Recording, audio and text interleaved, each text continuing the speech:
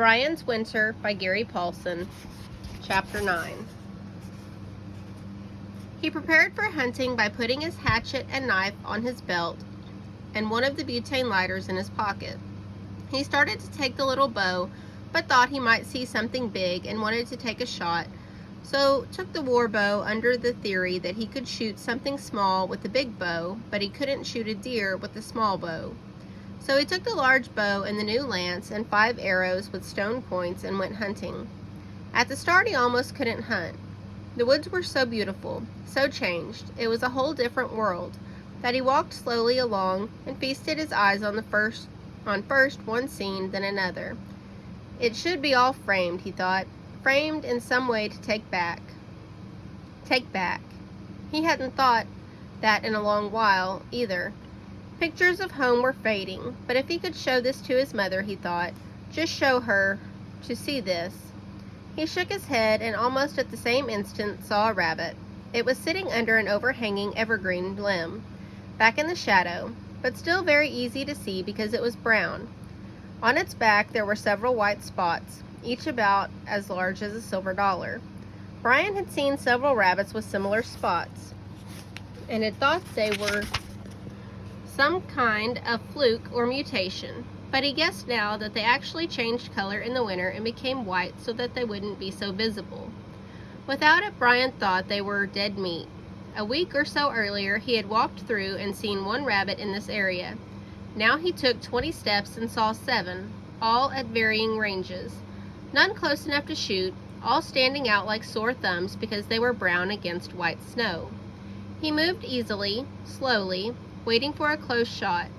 When it came, a rabbit not more than 20 feet away, he shot carefully and only missed by a hair, actually cutting the fur along the top of the rabbit's shoulder. The rabbit dodged left, then right, and vanished in the underbrush, and Brian went forward to get his arrow. At first he couldn't find it. He'd seen it fly and had seen exactly where it went into the snow. There was a hole marking the arrow's entry, but it wasn't there either. He dug in the snow but still couldn't find it, and didn't find it until he stepped back and lined up the flight of the arrow and worked along the snow, scooping it out every foot. The arrow had gone more than 30 feet after entering the snow, skittering along beneath the surface before coming to rest. He'd have to be careful of his shots, he thought, pulling it out and blowing the snow off the feathers. He'd lose all of his arrows on one hunt. He moved on, still taken by the beauty, and had 3 more shots of which he missed because the targets were so small. Rabbits. He wasn't used to shooting the heavier bow yet. I'll have to get closer, he thought. Work right up on them. Get into the thick brush.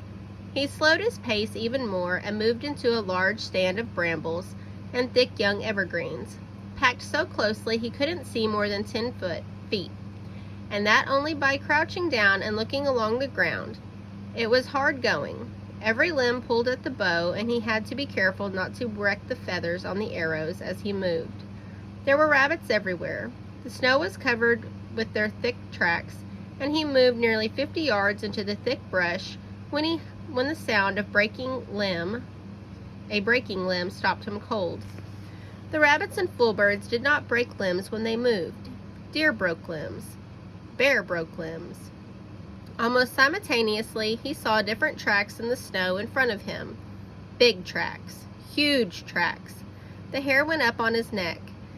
They were big enough for a bear, but what he really didn't want to do in his whole life was meet a bear in thick brush, especially if the bear had had a memory of a bad night with a skunk. But when he leaned down to study the tracks, he saw they had a cloven hoof, like those left by deer, but larger, much larger.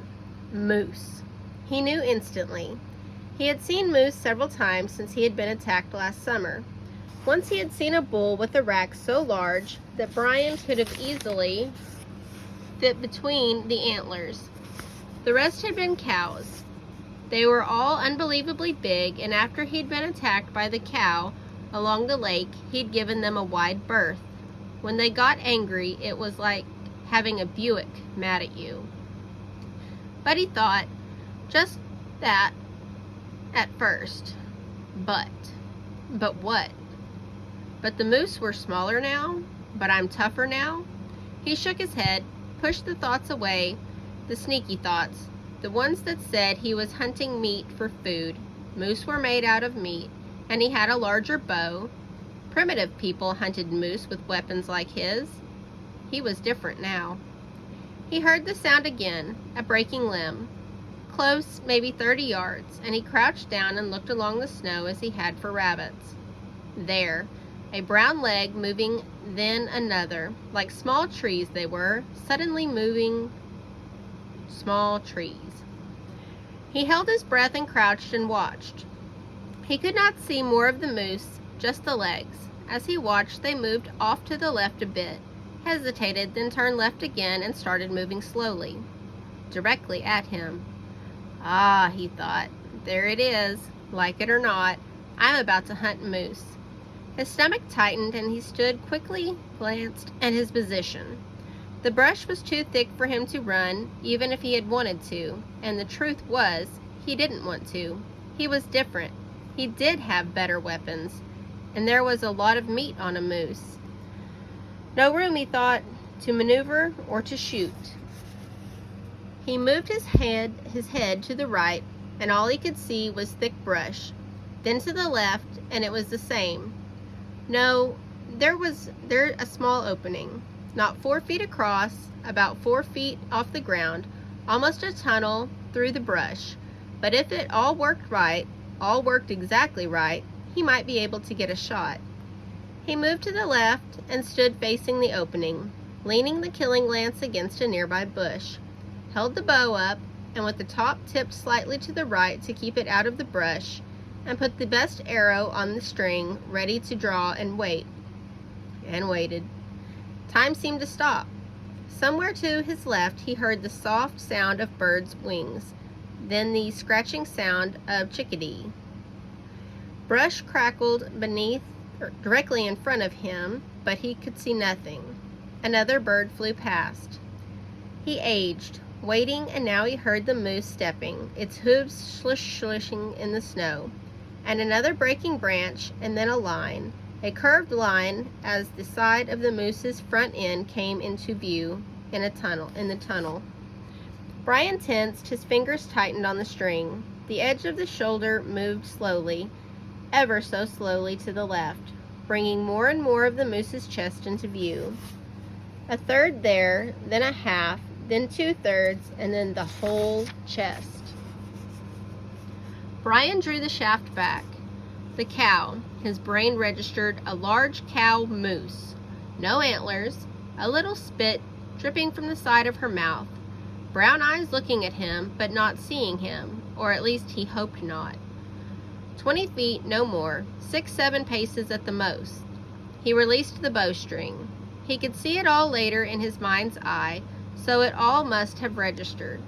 But when he did it, everything happened so fast and yet incredibly slowly that it all seemed one event. The arrow jumped from the string, and he saw the feathers fly straight away from him and at the moose, and slam into the moose's neck just above the center of her chest. And in that instant, in the same split second, the moose caught the movement of the bow and arrow in Brian's head and charged, so fast she almost met the arrow. If Brian had expected the brush to slow her down, or the arrow striking her to handicap her, he was sadly mistaken. She was at him like a cat, so fast that she seemed a blur, and yet his mind took it all in. I hit her. The arrow hit her in the neck. She's charging at me. Another arrow. No time. The lance. That's it, the lance. He threw the bow aside and reached for the lance, all in one motion, and all too late. He felt his hand clamp on the shaft of the lance, and at the same time she came out of the brush on top of him. He had one fleeting image of a wall of brown hair, with the feathers of the arrow sticking out of the middle, and he went down. He would never know what saved him. She was gigantic and on top of him, and he thought she would crush him, mash him into the ground. But either the arrow hampered her movement, or her momentum carried her too far, and she went on over Brian and had to turn and come back at him. He was hurt, his leg, his shoulder, yet he could move, and he rolled, still holding the killing lance, and came up to a kneeling position. He raised the head of the lance just as she hit him again. One image. She threw herself at him, her eyes red with rage, and he saw her run onto the lance, and the point entering her chest just below the arrow. Then her head hit his forehead.